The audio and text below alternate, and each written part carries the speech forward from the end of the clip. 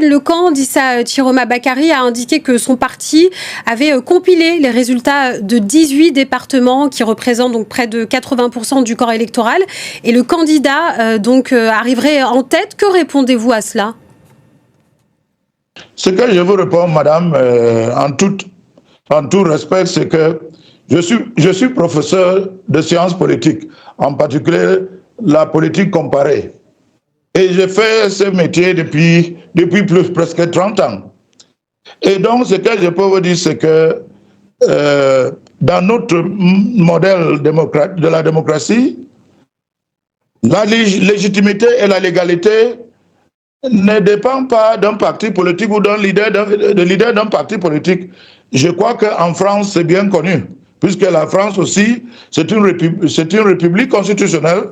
Sur la base de notre modèle de démocratie, un candidat dans une élection présidentielle ou dans une autre élection n'a ni la légitimité, ni la légalité, ni le pouvoir constitutionnel ou légal de proclamer les résultats. Nous avons au Cameroun 58 départements. Et donc, un candidat qui estime que sur la base de 18 départements, il peut se permettre de se proclamer ou vainqueur, il a tort. Et on doit dénoncer ça. Ça ne peut pas se faire en France. Monsieur Ngolé Ngolé, alors on vous entend effectivement, oui. Pour écarter finalement toutes les contestations des résultats de l'élection présidentielle. Est-ce que vous êtes prêt à demander un audit des fichiers, comme on a appelé de ses voeux l'avocat Djemal Taleb, donc représentant d'Issa Chiroma, ici sur notre antenne? Mais on audite sur la base de quoi? Sur la base de quelle loi? Sur la base de quelle constitution? Et on audite par qui? Et ce n'est pas la première fois, madame. Je vous rappelle, c'est un professeur de sciences po, le professeur Elvis Ngolé Ngolé, qui vous parle. C'est pas un militant d'un parti politique qui vous parle. Et je vous dis que sur la base de tous les principes de la science po, aucun candidat, et dans ce cas, le candidat Issa Chiroma n'a ni la légitimité, ni la légalité de demander un audit. Mais si c'est ça son option, il est libre de le faire. Mais je dis, un audit n'est pas justifié. Alors on vous entend, pour vous un audit ça n'a pas de sens. Ou constitutionnel au Cameroun. On vous entend, pour vous un audit ça n'a pas de sens, mais est-ce que vous invitez le Conseil constitutionnel, Monsieur Ngolé Ngolé? Monsieur Ngolé Ngolé, il faut aussi que je puisse poser mes questions. Est-ce que vous m'entendez? Estime qu'il est dans son droit, mais sur la base de la Constitution et des lois camerounaises, mais il est libre d'avoir cette posture, mais en ce qui nous concerne, la majorité de 2 400 et quelques mille Camerounais se sont exprimés. C'est la loi, c'est la Constitution. On entend le fait effectivement que c'est la légalité camerounaise. On entend, Monsieur Ngolé Ngolé, ce que vous dites. Alors après, il faut quand même que je puisse vous poser des questions, Monsieur Ngolé Ngolé. J'espère que vous m'entendez, parce que j'ai l'impression que ce n'est plus le cas. Et le code électoral du Cameroun qui prime ici. Donc si M. Chiroma, sur combien 12 candidats qui étaient en compétition, estime que lui seul peut se proclamer vainqueur, mais il est libre, mais il a tort. Alors on vous entend, Monsieur Ngolé Ngolé, sur notre antenne, l'avocat d'Issa Chiroma Bakary a dénoncé. Est-ce que vous m'entendez, Monsieur Ngolé Ngolé? Alors j'essaie de prendre la parole, si vous voulez bien, pour vous poser quelques questions. J'espère que vous m'entendez, parce que sinon ce n'est pas possible de poursuivre si vous ne m'entendez pas les questions. Est-ce que vous m'entendez? Le code électoral du Cameroun, le code électoral et la Constitution qui ont permis à ce qu'il soit candidat. N'oublions pas qu'il y avait 83 candidats.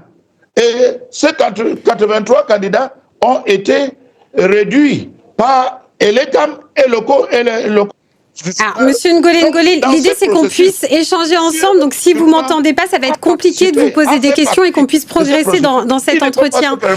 Est-ce que vous m'entendez, Monsieur Ngolé Ngolé, que je puisse vous poser une question? C'est-à-dire que On ne peut pas être une chose à la fois et une autre chose autrement. Non, non, c'est pas possible. Et le Cameroun est comme toute autre démocratie où la démocratie représentative est pratiquée. Monsieur Chiruma n'est pas... Monsieur Chiruma est hors la loi. Monsieur Chiruma est dans une rébellion ou dans une révolte qui n'est pas permis dans un contexte démocratique. Nous ne sommes pas... Le Cameroun est comme toute autre démocratie représentative. Donc M. Chiruma ne peut pas faire comme si tout dépend de lui. M. Chiruma n'est pas la loi. M. Chiruma n'est pas au-dessus de la Constitution, ni au-dessus de la loi. Et il n'était pas le seul candidat. Il y avait 12 candidats. Pourquoi c'est M. Chiruma tout seul qui se comporte ainsi hors la loi? Et d'ailleurs, c'est même Chiruma, il y a quelques mois, défendait la même constitution, la même légalité, légitimité que je défends à l'heure actuelle. Pourquoi est-ce qu'on doit accepter une rébellion contre la République, une rébellion contre les valeurs de la République, une rébellion contre la majorité, contre la volonté collective des Camerounais? On ne doit pas accepter. Nous ne sommes pas en révolution et on ne peut pas être démocrate et en même temps révolutionnaire. Monsieur Ngolé Ngolé, je vous remercie. Alors, j'ai l'impression que vous ne m'entendez pas, mais je vous remercie d'avoir pris la parole sur France 24 cet après-midi. Merci à vous d'avoir été l'invité d'Autour du Monde cet après-midi. Le spectacle que nous offre le débat politique camerounais est, par moments, un véritable cas d'étude clinique de la négation et de l'obstruction.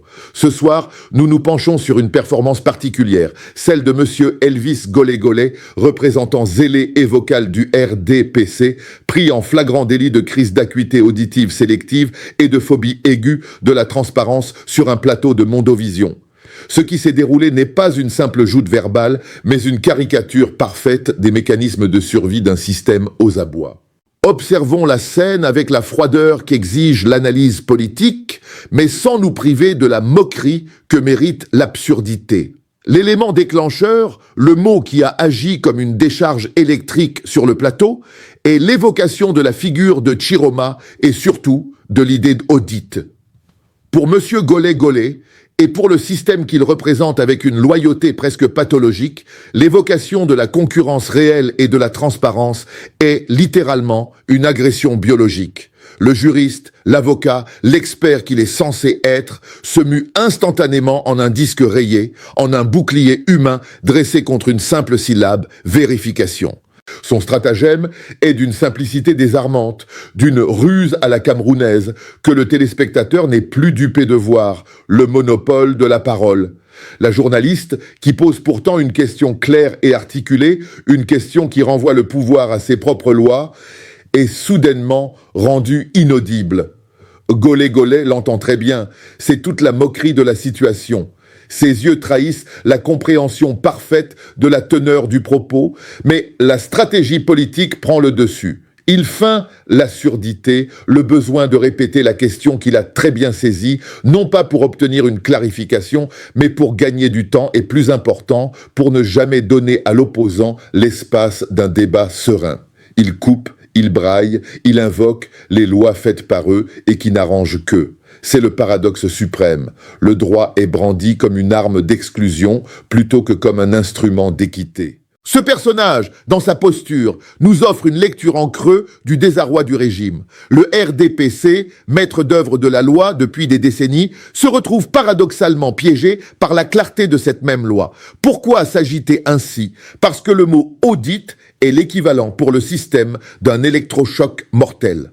L'audit, c'est l'intrusion de la lumière dans la boîte noire, le décompte honnête des PV qui pourrait confirmer la victoire de l'opposition et rendre caduque l'intégralité de leur récit électoral. Tout ce qui tend vers la transparence rend ce système malade. C'est une pathologie de l'opacité. La chronique se doit d'être cruelle à ce stade. Regarder un représentant du pouvoir se rendre ridicule à Mondovision en usant de stratagèmes aussi grossiers est un aveu.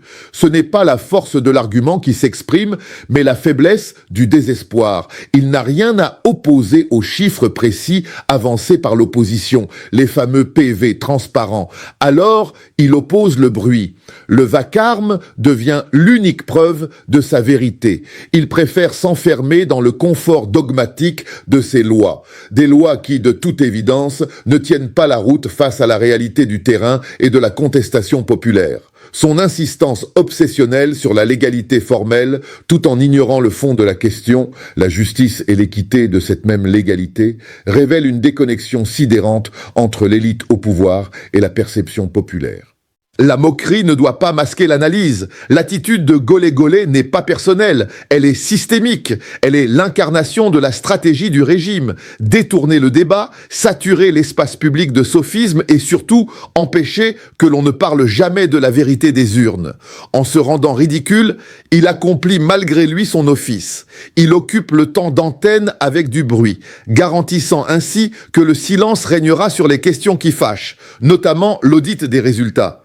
Le seul mérite de M. Golé est de nous prouver, avec une clarté désolante, que le système qu'il défend est atteint d'une maladie incurable, l'allergie démocratique. Et face à la maladie, le corps politique réagit par la fièvre et les convulsions, ici manifestées par la colère stérile et la surdité sélective affichée en direct. Le débat est perdu, non pas par manque de chiffres, mais par refus d'écouter la raison. Ce spectacle est d'une tristesse moqueuse pour la démocratie. Sur un plateau télé, éclairé par des projecteurs impitoyables, se jouait un drame comique, celui d'un homme qui perd l'ouïe à l'évocation d'un seul mot. Audit. Oui, vous avez bien entendu. Enfin, lui, non. Le protagoniste de notre pièce n'est autre que M. Elvis Golé, représentant zélé du Rassemblement démocratique du peuple camerounais, alias le RDPC. On l'a vu, costume ajusté, verbe haut, gestuelle nerveuse, les yeux écarquillés comme un fidèle pris en flagrant délit d'hérésie. L'homme est venu défendre son parti, son chef et surtout ses lois, ces fameuses lois faites par eux, pour eux et contre tous les autres. Tout commence tranquillement. La journaliste, posée, professionnelle, lance une question banale, presque douce. Mais dans la bouche d'un journaliste, le mot « audit » est un mot radioactif. À peine prononcé, Elvis Golé entre en transe. Son visage se crispe, ses mains s'agitent, il regarde autour de lui comme si quelqu'un venait d'éteindre le son. Brusquement, il n'entend plus rien, sélectivement sourd. Il devient victime d'un étrange phénomène clinique, la surdité administrative aiguë. « Pardon, madame, vous dites quoi ?» répète-t-il en plissant les yeux comme si la lumière l'aveuglait. « Mais non, cher Elvis, ce n'est pas la lumière, c'est la vérité. Et la vérité, dans ce système, brûle les rétines comme l'acide sur la peau. » Le public médusé observe la scène. On comprend alors la stratégie. Ne pas entendre pour ne pas répondre. Une ruse bien connue dans le folklore politique camerounais. Le débat devient alors un monologue. Monsieur Golé parle, comme un disque rayé récitant les articles de loi qu'il ne comprend qu'à moitié, mais qu'il brandit comme des talismans. Ces lois, ces textes sacrés du régime, écrits pour verrouiller le réel, pour rendre la transparence illégale et le mensonge obligatoire. Car oui, dans cette république inversée, la loi n'est plus un garde-fou, c'est un bouclier contre le peuple. Et quand la journaliste insiste, quand elle ose rappeler qu'un audit n'est pas un crime, que la transparence est la base d'un État moderne, alors Elvis perd la tête. Son ton monte, sa voix se casse, son regard se durcit. On dirait un soldat de la parole, un gardien du temple de l'opacité. Ce plateau télé devient une arène, et Golé, croyant dominer le débat, s'enfonce dans le ridicule. Il cite les articles, les alinéas, les procédures, les textes en vigueur. Mais tout cela sonne creux, car quand un régime est malade de la lumière, ses défenseurs deviennent des aveugles volontaires, et Elvis, lui, s'est rendu aveugle aveugle et sourd à la fois. Le plus cocasse, c'est sa manière d'invoquer la loi comme un bouclier magique. À chaque question gênante, il répond, la loi dit, selon les textes, il faut respecter les institutions. Oui, mais quelles institutions, monsieur? Celles qui ont érigé le mensonge en vérité constitutionnelle? Celles qui refusent d'écouter le peuple? Celles qui valident des élections sans électeurs? À ce stade, on ne sait plus si Elvis Golé est un homme convaincu ou simplement conditionné. Peut-être croit-il sincèrement que le chaos s'appelle ordre, que la répression s'appelle sécurité, que le silence du peuple s'appelle stabilité. Ou peut-être tout simplement qu'il a appris à feindre, feindre d'écouter, feindre de comprendre, feindre de croire. Mais ce soir-là, la feinte ne passe pas, car le monde entier regarde. Sur les réseaux, les extraits circulent, les rires fusent. La planète découvre un homme qui, face à un mot audite, perd ses moyens comme d'autres perdent la raison. Le mot interdit, le mot maudit, le mot qui résume à lui seul tout ce que ce régime redoute, la vérification, la preuve, la lumière. On le voit s'agiter, comme un poisson hors de l'eau, tentant de noyer la journaliste sous un flot de banalités juridiques. Mais plus il parle, plus il se perd. Son discours devient un labyrinthe verbal où même lui se perd. Et quand, enfin, la journaliste lui redemande calmement « Monsieur, pourquoi refusez-vous un audit ?» Il bafouille, accuse, s'énerve, crie presque. On croirait voir un enfant pris la main dans le pot de confiture. Ce moment est symptomatique. Elvis Golé n'est pas seulement un individu, il est un symptôme vivant du système BIA. Il incarne cette peur viscérale de la transparence, cette incapacité chronique à débattre, cette culture du déni érigée en doctrine d'État. Pour eux, la parole n'est pas un outil de vérité, c'est une arme de diversion. Et ce soir-là, devant le monde entier, cette stratégie s'est retournée contre eux. L'arrogance du ton, la nervosité du geste, la vacuité du propos, tout trahit un malaise profond. Car on ne devient pas sourd par hasard. On devient sourd quand on sait que ce qu'on entend pourrait faire trembler le château de mensonges qu'on habite depuis trop longtemps. Elvis Golé croyait dompter le plateau. Il s'est livré en spectacle. Il croyait défendre son camp. Il a offert au monde une démonstration clinique de la peur du régime. Et dans le grand livre de la comédie politique camerounaise, son nom restera désormais inscrit dans le chapitre des auditeurs sélectifs, ceux qui n'entendent jamais les questions qui dérangent. Finalement, ce n'est pas l'opposition qu'il a affrontée ce soir-là, ni la journaliste, ni même la vérité.